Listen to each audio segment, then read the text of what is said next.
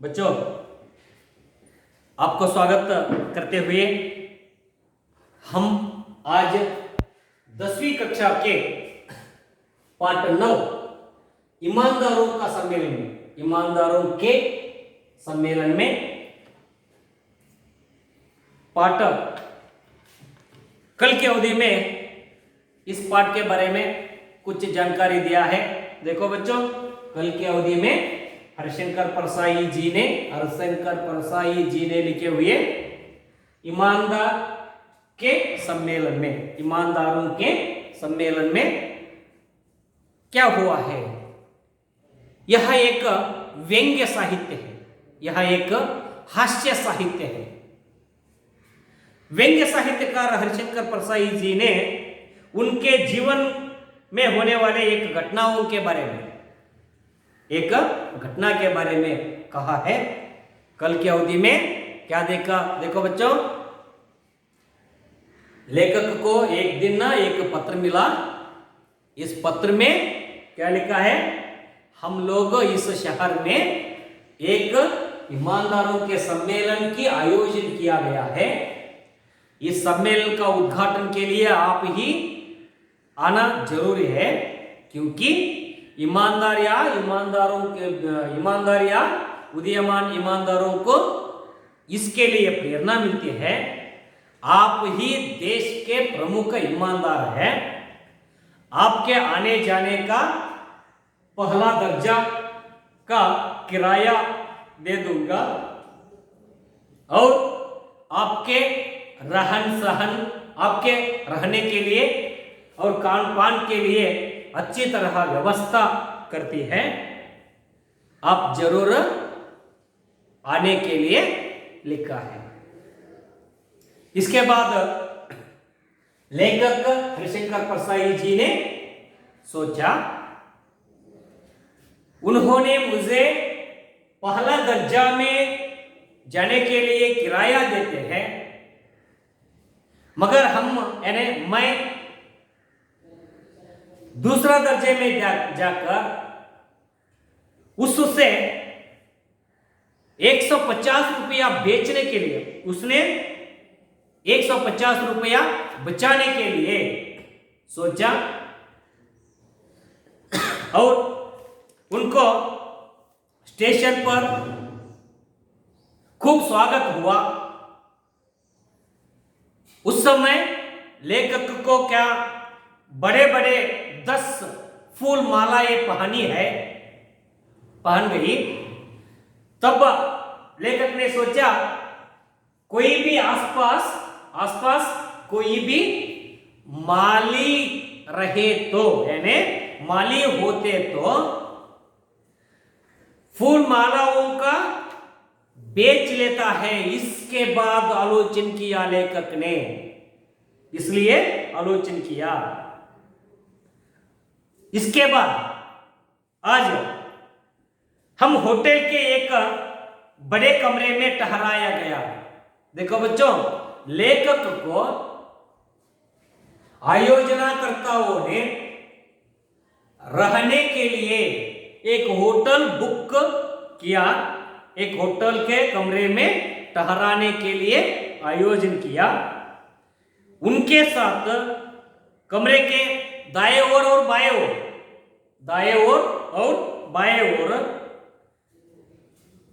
2 हाल थे, 2 कमरे थे, जिसमें लगभग 30-35 प्रतिनिधियां ठहरे थे। देखो बच्चों, उसके कमरे के दाएं ओर और बाएं ओर, left side and right side 2 कमरे थे। उस कमरे में लगभग 30-35 प्रतिनिधियां ठहरे थे। मेरे 2 ईमानदार साथी भी मेरे ही कमरे में आ गए।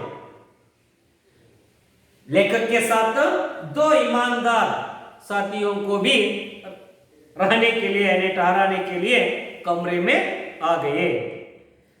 मैंने सोचा, ताला लगाया उपयोग तो नहीं है। ताला लगाने के लिए उनको तकलीफ होता है, मैंने ताला नहीं लगाया. ताला कमरे को ताला ಏನೇ ಕೀ नहीं लगाया. ಯಾಕಂತಂದ್ರೆ ಅವ್ರು ಇನ್ನಿಬ್ರು ಇದಾರಲ್ಲ, ಅವ್ರಿಗೆ ಏನಾದ್ರೂ ತೊಂದರೆ ಆಗಬಹುದು, ನಾನು ಕೀ ಹಾಕೊಂಡು ಹೋದ್ರೆ ಅವ್ರಿಗೆ ಪ್ರಾಬ್ಲಮ್ ಆಗುತ್ತೆ ಅಂತ ತಿಳ್ಕೊಂಡು ಏನ್ ಮಾಡ್ತಾರಂದ್ರೆ ಲೇಖಕರು ಮನೆ ಬೀಗವನ್ನು ಹಾಕಲಾರ್ದೆ ಏನ್ ಮಾಡ್ತಾರಂದ್ರೆ ಹೊರಗಡೆ ಅಂದ್ರೆ उद्घाटन करने के लिए गए. उद्घाटन करने के लिए लेखक ने गए. उद्घाटन बहुत शानदार हुआ. उद्घाटन कैसा हुआ बच्चों? बहुत शानदार हुआ. शानदार यानी धूमधाम, धूमधाम हुआ. मैंने लगभग 1 घंटे तक भाषण किया.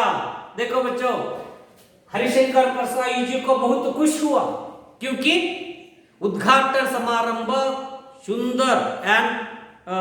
सुंदर और धूमधाम हुआ. इससे लेखक को बहुत बहुत खुश हुई, बहुत बहुत खुश हुई. इसलिए उन्होंने लेखक ने एक पूरे घंटा भाषण किया. लोग जा चुके हैं. उद्घाटन समारंभ होने के बाद यानी उस समारंभ समाप्त होने के बाद लोग जा चुके थे. मैं या मुख्य अतिथि, मुझसे लोग बातें कर रहे हैं, मैं चलने लगा. कुछ समय तक आने वाले कुछ अतिथियों ने मुझसे यानी लेखक से बात करते थे, और तो कुछ समय के बाद बात होने के बाद मैं भी यानी लेखक भी अपने कमरे में जाने के लिए तैयार हुआ. उस समय चप्पल पहनने गए. चप्पलियನ್ನ ಹಾಕೊಳ್ಳಿಕ್ಕೆ ಬಂದ್ರು. देखा मेरी चप्पल गायब थी. देखो बच्चों, ईमानदारों के सम्मेलन चलने वाले थे. ईमानदार सम्मेलन में कैसा ईमानी होता है. देखो बच्चों, ईमानदार सम्मेलन का उद्घाटन करने वाले आए हुए लेखक के चप्पल गायब हुआ. लेखक के चप्पल भी गायब हुआ और अच्छी चप्पल थी. देखो बच्चों, ನಾವು ಹೇಳ್ತಾ ಇದ್ದೀವಿ ಎಲ್ಲಿಗಾರ ಸಮಾರಂಭಕ್ಕೆ ಹೋಗ್ಬೇಕಂದ್ರೆ ಹಳೆ ಚಪ್ಪಲ್ ಹಾಕೊಂಡು ಹೋಗ್ಬೇಕು ಅಂತ. ಯಾಕೆ ಅಂತಂದ್ರೆ ಅಲ್ಲಿ ಚಪ್ಪಲಿ ಬಿಟ್ಟು ನಾವು ಒಳಗಡೆ ಹೋದಾಗ ಯಾರಾದರೂ ಎಸ್ಕೇಪ್ ಮಾಡ್ಕೋಬಹುದು ಅಥವಾ ಕಳ್ತನ ಮಾಡ್ಕೋಬಹುದು ಅಂತ. ಅದಕ್ಕೆ ಇಲ್ಲಿ ಲೇಖಕರು ಏನ್ ಮಾಡ್ತಾರೆ ಅಂದ್ರೆ, ತಾನು ದೇಶದ ಅತ್ಯುನ್ನತ ವ್ಯಕ್ತಿ ಅಂತ ತಿಳ್ಕೊಂಡು ಬಂದಿರ್ತಾನಲ್ಲ, ಅವನಿಗೆ ಬಹಳ ಖುಷಿ ಆಗುತ್ತೆ. ಬರುವಾಗ ಹೊಸ ಚಪ್ಪಲಿಯನ್ನ ಹಾಕೊಂಡು ಬಂದಿರ್ತಾನಲ್ಲ, ಹೊಸ ಚಪ್ಪಲಿಯನ್ನು ತಗೊಂಡು ಬಂದಿರ್ತಾನಲ್ಲ. ಅವಾಗ ಏನಾಗುತ್ತೆ, ಚಪ್ಪಲಿಯನ್ನ ಮುಂದೆ ಬಿಟ್ಟು ಉದ್ಘಾಟನೆ ಮಾಡ್ಲಿಕ್ಕೆ ಹೋಗಿರ್ತಾನ. ಬಂದು ನೋಡೋದ್ರೊಳಗಾಗಿ ಚಪ್ಪಲಿ ಏನಾಗಿರ್ತಾವು, ಕಳೆದೋಗಿರ್ತಾವೆ. अब वहां एक जोड़ी फुटी पुरानी चप्पल बची है. ಆ ಒಂದು ಸ್ಥಳದಲ್ಲಿ ಏನಾಗಿರುತ್ತಂದ್ರೆ, ಹಳೆ ಚಪ್ಪಲಿಯನ್ನ ಬಿಟ್ಟು, ಹರಿದು ಹೋದ ಚಪ್ಪಲಿಯನ್ನ ಬಿಟ್ಟು ಹೊಸ ಚಪ್ಪಲಿಯನ್ನ ಹಾಕೊಂಡು ಹೋಗಿರ್ತಾರೆ. ಅವಾಗ ಏನಾಗುತ್ತಂದ್ರೆ, मैंने उन्हें ही पहना गया. ನಾನು ಅಂದ್ರೆ ಲೇಖಕರು ಏನ್ ಮಾಡ್ತಾರ, उन चप्पलों को भी पहनकर चले गए. ಅಂದ್ರೆ ಆಯ್ತು, ಹೊಸ ಚಪ್ಪಲು ಇದ್ದ ದೊಡ್ಡ ಸಮಾರಂಭದಲ್ಲಿ, ರಶ್ ಇರ್ತಕ್ಕಂಥ ಸಮಾರಂಭದಲ್ಲಿ ಯಾರೋ ತಪ್ಪು ಕಲ್ಲು ಮಾಡಿಕೊಂಡು, ಅಂದ್ರೆ ಅವರಿಗೆ ತಿಳಿಯದೆ ಯಾರೋ ಏನು ಹಾಕೊಂಡು ಹೋಗಿರ್ಬೋದು, ಹಾಕೊಂಡು ಹೋಗಿರಬಹುದು ಎಂದು ತಿಳಿದುಕೊಂಡು ಒಳ್ಳೆಯ ಒಂದು ಆಲೋಚನೆಯೊಂದಿಗೆ ಆತ ಲೇಖಕರು ಏನ್ ಮಾಡ್ತಾರೆ, ಯಹ ಬಾತ್ ಫೈಲಿ ಗಯಿ ಕಿ ಮೇರಿ ನಯಿ ಚಪ್ಪಲೆ ಕೊಯಿ ಪಹನಾ ಗಯಾ. ನೋಡಿ ಇಲ್ಲೇ ಆಯ್ತು ಬಿಡು, ಯಾರೋ ಇಂತಹ ಒಂದು ರಶ್ ಆಗಿರ್ತಕ್ಕಂತಹ ಸಮಾರಂಭದಲ್ಲಿ ಇಂತಹ ಆಗು ಹೋಗುಗಳೇನಪ್ಪ ಅಂದ್ರೆ ಸಹಜವಾಗಿರ್ತಕ್ಕಂಥವುಗಳು ಅಂತ ತಿಳ್ಕೊಂಡು ಆಯ್ತು ಹಳೆ ಚಪ್ಪಲಿಯನ್ನು ಹಾಕೊಂಡು ತನ್ನ ರೂಮಿಗೆ ಹೋಗ್ತಾರೆ. उस समय लेखक ने अपने कमरे में बैठे हुए थे. जिस समय में एक ईमानदार व्यक्ति, एक डेलीगेट, ईमानदार डेलीगेट व्यक्ति ने उसके कमरे में आकर आते थे. देखो बच्चों, एक ईमानदार डेलीगेट ने मेरे कमरे में आए, आकर कहने लगे, क्या आपकी चप्पलें कोई पहना गया. ನೋಡಿ, ಈ ಲೇಖಕರು ತಮ್ಮ ರೂಮ್ನಲ್ಲಿ ಹೋಗಿ ಕುಂತರು. ಕೆಲವು ಸಮಯದ ನಂತರ ಒಬ್ಬ ಆ ಆಯೋಜನಕರ್ತ, ಏನು ಇಮಾನ್ದಾರರಿಗೆ ಸಮ್ಮೇಳನ ಆಯೋಜನೆ ಮಾಡಿದಾರಲ್ಲ, ಆ ಆಯೋಜನಕರ್ತದಲ್ಲಿ ಒಬ್ಬ ವ್ಯಕ್ತಿ ಬರ್ತಾನೆ. ಬಂದು, ಏನ್ರಿ ನಿಮ್ಮ ಚಪ್ಪಲಿಗಳು ಕಳೆದವಂತೆ, ಯಾರು ಹಾಕೊಂಡು ಹೋಗಿದ್ದಾರೆ ಅಂತ ತಿಳ್ಕೊಂಡು ಕೇಳಿದ ನೋಡಿ. ಮೈನೆ ಕಹ, ಆಗ ಲೇಖಕರು ಹೇಳ್ತಾರೆ ನೋಡ್ರಿ, ಹಾ ಇತನೇ ಬಡೆ ಜಲಸ್ ಮೇ, ಯಾನೆ ಇಷ್ಟು ದೊಡ್ಡ ಗದ್ದಲದಲ್ಲಿ, ಇಷ್ಟು ದೊಡ್ಡ ಸಮಾರಂಭದಲ್ಲಿ ಚಪ್ಪಲೋं की अदल बदली हो गई, ಅದಲ್ ಬದಲಿ ಹೋ ಜಾತಿ ಹೇ, ಏನಿಲ್ಲ ಚಪ್ಪಲಿ ಯಾರೋ ಅದಲಿ ಬದಲಿ ಮಾಡಿದ್ದಾರೆ, ಬದಲಾವಣೆ ಆಗಿದವು, ಇದೆಲ್ಲ ಸಹಜ ಅಂತ ತಿಳ್ಕೊಂಡು ಲೇಖಕರು ಹೇಳ್ತಾರೆ. ಫಿರ್ ಮೈನೆ ಧ್ಯಾನ್ ಸೆ देखा, यानी लेखक ने ध्यान से उन व्यक्तियों का पांव देखा, उनके पांवों में मेरी ही चप्पल थी. ನೋಡ್ರಿ ಮಕ್ಕಳು ಹೆಂಗಿರ್ತಂದ್ರೆ, ಯಾವ ವ್ಯಕ್ತಿ ನಿಮ್ ಚಪ್ಪಲ್ ಕಳೆದವಲ್ಲ ಅಂತ ಸಮಾಧಾನ ಹೇಳಕ್ ಬಂದಿದ್ದಾನೋ ಆ ವ್ಯಕ್ತಿನೇ ಅವನ ಚಪ್ಪಲ್ಗಳನ್ನ ಹಾಕೊಂಡಿದ್ದಾನೆ ಅಂದ್ರೆ ಕಳ್ಳತನ ಮಾಡಿದವನು ಆ ಇಮಾನ್ದಾರ್ ಡೆಲಿಗೇಟೇ ಅಂತ ಗೊತ್ತಾಯ್ತು. ಯಾರಿಗೆ? ಲೇಖಕನಿಗೆ. ಅದು ಹೇಳಕ್ಕಾಗಲ್ಲ. ಯಾಕೆ ಹೇಳಕ್ಕಾಗಲ್ಲ? ಚಪ್ಪಲು ಒಂದೇ ತರ ಇರಲ್ಲ, ಅದೇ ತರ ಬೇಕಾದವ್ರ ಚಪ್ಪಲ್ಗಳು ಇರ್ಬೋದು. ಒಂದು ವೇಳೆ ಆತ ಚಪ್ಪಲಿಗಳು ಕಳೆದಿದ್ದವಲ್ಲ ಅದು ನನ್ನವೇ ಅಂತ ಹೇಳಿದ್ರೆ ಆತ ಏನಾಗುತ್ತೆ, ಅವಾಗ ನಿಮ್ಮಂತ ಚಪ್ಪಲ್ ಬೇರೆ ಇರಲ್ಲ ಏನ್ರಿ ಅಂತ ಕೇಳ್ತಾರಲ್ಲ, ಅದಕ್ಕೋಸ್ಕರವಾಗಿ ಒಬ್ಬ ಇಮಾನ್ದಾರ್ ಡೆಲಿಗೇಟ್ ಈ ರೀತಿ ಮಾಡ್ಲಿಕ್ಕೆ ಸಾಧ್ಯ ಇಲ್ಲ ಅಂತ ತಿಳ್ಕೊಂಡು ಸುಮ್ಮನೆ ಆದ. ಆಯ್ತು ಹೋಗ್ಲಿ ಬಿಡು ಅಂತ ತಿಳ್ಕೊಂಡು ಸುಮ್ಮನೆ ಆದ. ಯಾರು? ಲೇಖಕ. ನೆಕ್ಸ್ಟ್, ಫಿರ್ ಮೈನೆ ಧ್ಯಾನ್ ಸೆ देखा, उसके पांवों में मेरी ही चप्पल थी, वह भी मेरी चप्पल देख रहे हैं, थे वे बहुत करके उनकी ही थी. ಓಕೆ, ಇರಬಹುದೇನು ಅಂತ ಸುಮ್ಮನೆ ಆದ್ರು.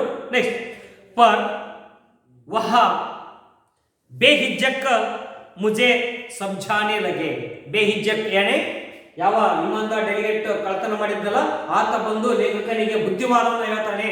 ಏನಂತ ಹೇಳ್ತಾನೆ ನೋಡಿ, देखिए चप्पलें एक जगह नहीं उतरेगी उतरनी.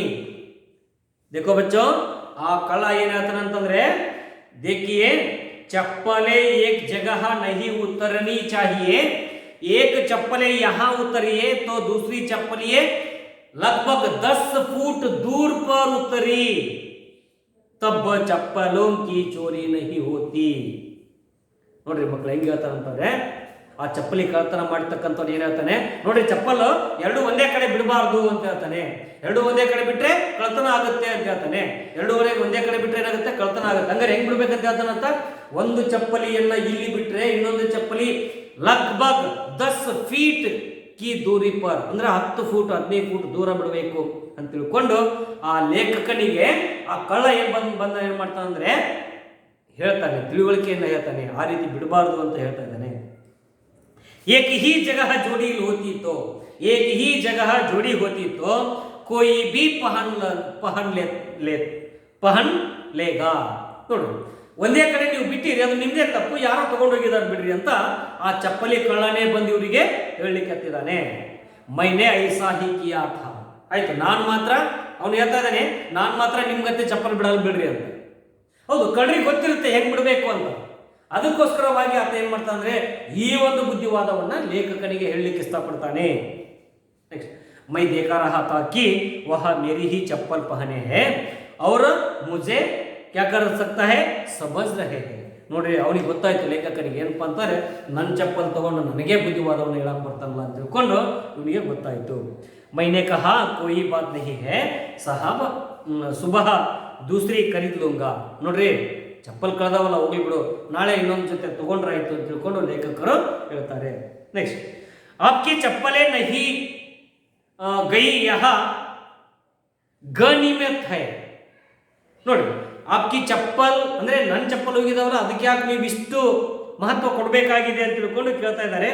ಫಿರ್ ಮೈನೆ देखा कि एक बिस्तर की चादर गायब है. ನೋಡಿ, ಆ ಮಾತಾಡ್ತಾ ಕುಂತಿದ್ದಾನೆ, ಯಾರ ಜೊತೆ? ಲೇಖಕ ಚಪ್ಪಲ್ ಕಳ್ಳನ ಜೊತೆ ಮಾತಾಡ್ತಾ ಕುಂತಿದ್ದಾನೆ.